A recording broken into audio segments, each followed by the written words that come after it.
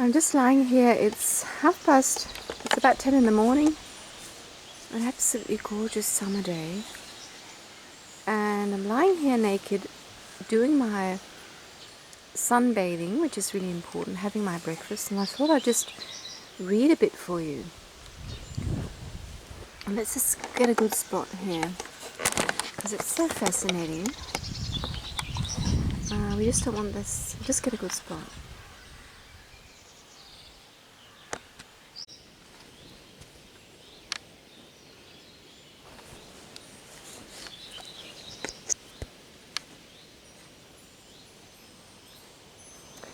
So I just thought I'd read some of this for you, because we've been talking about these beautiful green juices. And this is just such a wonderful old book. Oh, John Lust. So he's a son or a grandson of a very famous naturopath. And I could just read in the beginning here. It's very lovely about naturopathy. A German physician priest, Father Sebastian Kneipp, who combined herb with his famous natural water cure, directed Dr. Benedict Lust to take this method of healing to America in 1895. Dr. Lust opened the first health food store here in 1896 and named it the Kneipp Store. Affiliated with it, he had two young-born sanitariums, one in Butler, New Jersey, the other in Tangerine, Florida. From this nucleus, he provided true naturopathy to tens of thousands of natural health seekers. His school, the American School of Naturopathy, granted degrees in this healing art. The organization flourished, but as a rule met severe opposition from the organizations of orthodox medicine. His original books still command wide attention among the large numbers of people who are seeking a better way to control and build their health. Both Kneipp's and Benedict Lust's books, which can be found in the bibliography, have never lost their appeal and are currently the most popular of all the back to nature remedy books. And so here it comes. Naturopathy relies on simple herbal remedies in conjunction with fasting, exercise, fresh air, sunshine, water, and diet to help the body regain health naturally. Both homeopathy and naturopathy took hold in the United States late in the 19th century, along with several other shorter-lived medical movements oriented toward herbal and natural treatment. They did not prevent the triumph of chemotherapy, yet unorthodox medicine has survived because for many people it offers something that chemotherapy lacks: relative simplicity and treatment that is in harmony with life, not antagonistic to it. The basic assumption behind natural healing is that man is part of a continuum of being. Since he is a living being, his physical and mental condition is linked especially to the properties and influences of natural organic substances. Many of these in various quantities are necessary to life itself. Others are valuable, if not essential, for maintaining the body at its optimum state of health. The philosophy of natural healing is that your body is capable of healing itself once the proper conditions are provided. Natural healing remedies and diets therefore tend to be general rather than specifically oriented to a particular disease or illness. They are designed to neutralize or eliminate from your body the harmful substances that impair its power to heal itself. There is great variety, of course, in the 1,000 natural shocks that flesh is heir to, and no universal formula works for all of them, but long experience has taught that nature also provides remedies specific enough to make possible an equally great variety of treatments.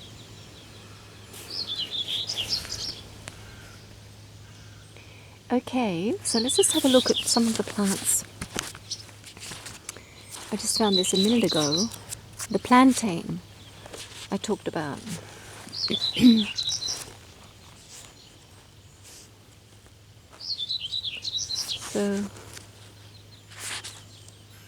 So here we have it. The plantain, lance leaf plantain, buckhorn, chimney sweeps. There's different types, there's different names. So it says here, lance leaf plantain is a perennial plant that inhabits meadows, roadsides, agricultural lands and dooryards in the eastern and Pacific coastal states of the US and in Canada and Europe. The erect, hairy, lanceolate leaves grow from the rootstock on margined petioles in a basal rosette. Several grooved flower stalks may grow from 6 to 30 inches high, tipped by a short spike of tiny white flowers whose brownish sepals and bracts give the spike its predominantly dark color. Flowering time is from April to November. So it says here, I'll just get the book out of the beautiful flowers. Let's just have a look at the flowers instead. A bit much with all those letters. Look at the beautiful flowers. So it says here the properties and uses. It's an astringent, demulcent, expectorant, hemostatic. And it says lance leaf plantain is a useful remedy for cough, irritations and hoarseness, and for gastritis and enteritis. It is good for all respiratory problems, especially those involving mucus congestion. A decoction of the dried leaves promotes the coagulation of blood. The fresh juice, pressed from the whole plant, is helpful for chronic catarrhal problems, gastrointestinal ailments and worms. Externally, the fresh leaves are crushed for application to wounds, sores, cuts, scratches, insect bites and even hemorrhoids. So this is just so wonderful, that the fresh juice, which you are drinking when you're making a green juice with this, is helpful for chronic catarrhal problems and all gastrointestinal ailments. So it's very healing for the gut. And the other one, this one, I just think it's so wonderful. All that we need is right here. Here we have the broad-leaved plantain, which is a little bit different and also a little bit more strong, I reckon, in the taste. So it says here about its properties. It's an astringent, demulcent, diuretic, expectorant, hemostatic. Common plantain, which is called, can be used the same way as lance leaf plantain. In addition, the juice or infusion can be taken for bladder problems and for gastrointestinal ulcers. A decoction can also be used externally for various skin problems, including ringworm, and also as a douche for leukorrhea. I don't know what that is. Chewing the rootstock will give temporary relief from toothache. Finally, common plantain is sometimes recommended to increase virility. So this is also wonderful for our gut flora. Now, another one I haven't mentioned yet, which I'll make a video about, which we have so much of, which will take over your garden if you plant it, is this one here. Comfrey. So it says comfrey is a perennial plant common in most meadows and other moist places in the US and Europe. The rootstock is black outside, fleshy and whitish inside, and contains a glutinous juice.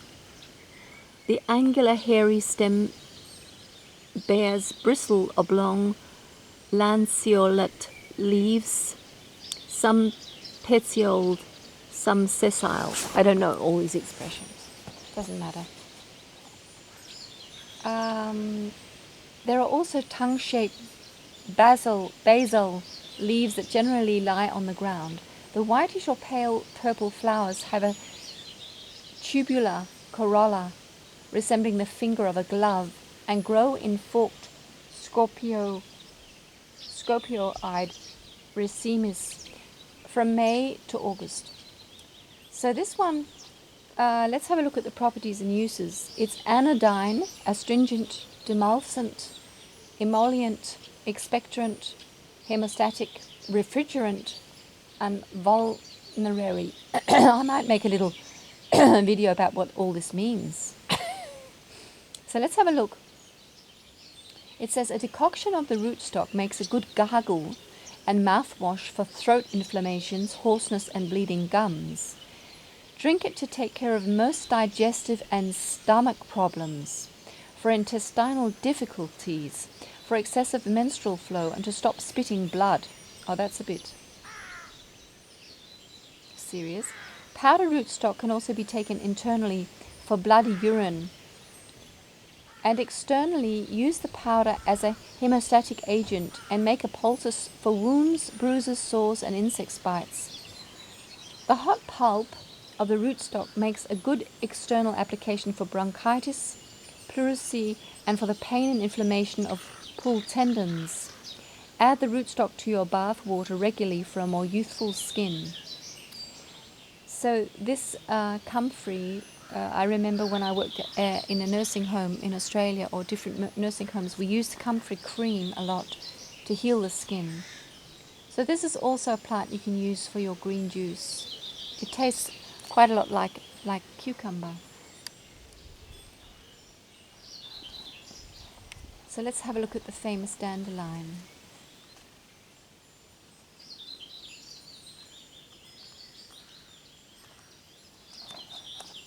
Here we go. Here we have it. Dandelion, blowball, cankerwort, lion's tooth. We call it lion's tooth in Danish. Let's just have a look at its properties.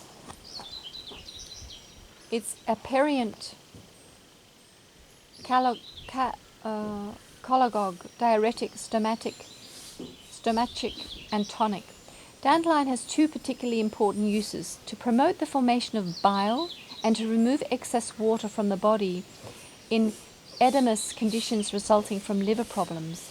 The root especially affects all forms of secretion and excretion from the body. By acting to remove poisons from the body, it acts as a tonic and stimulant as well.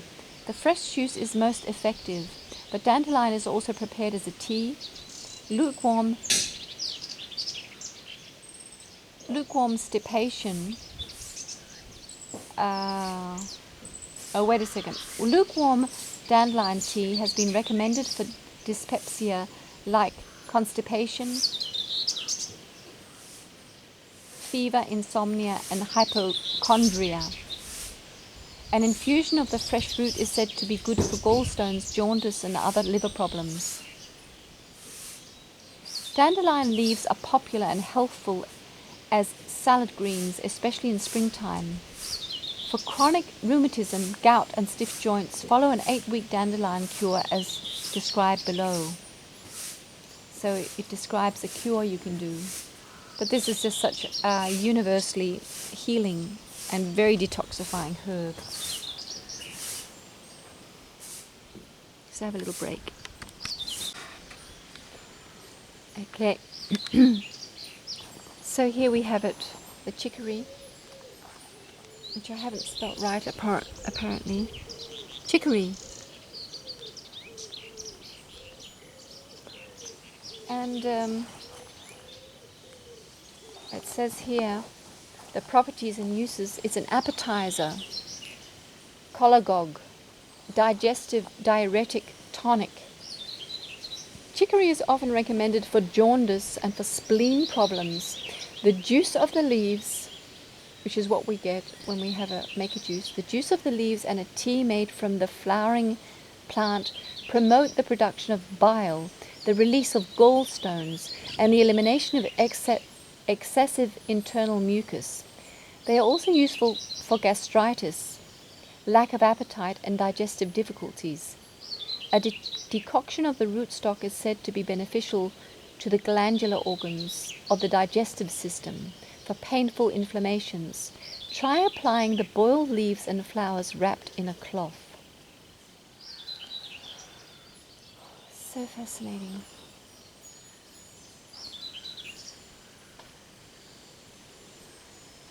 So let's just do the stinging nettle as the last one. A little study here. A beautiful stinging nettle.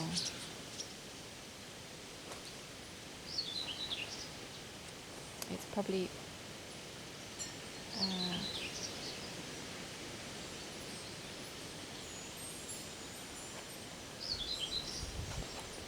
nettle. Here we go. Very, very, very well-known healing plant. So the common nettle, stinging nettle, great stinging nettle, its properties and uses, it's astringent, diuretic, galactagogue, hemostatic, tonic. The fresh juice or an infusion of the nettle plant has been used to stimulate the digestive system and to promote milk flow in nursing mothers. As an astringent, it is also used for blood in the urine, hemorrhoids, and excessive menstrual flow. Nettle is a helpful remedy for ailments of the urinary tract and is said to reduce susceptibility to rheumatic problems and colds. A decoction of the plant is good for diarrhea. A decoction of the root is recommended for external use on the scalp for loss of hair. The fresh leaves have sometimes been used as a rubefacient, but severe irritation and blistering can result. Nettle can also be eaten as a vegetable, but all plants must be thoroughly cooked to be safe. Young plants in the spring can be used for salad or as a vegetable. And it says here, caution, do not eat plants uncooked. They can produce kidney damage and symptoms of poisoning. The bristle hairs of the nettle plant act like a hypodermic, injecting an irritant substance under the skin when touched.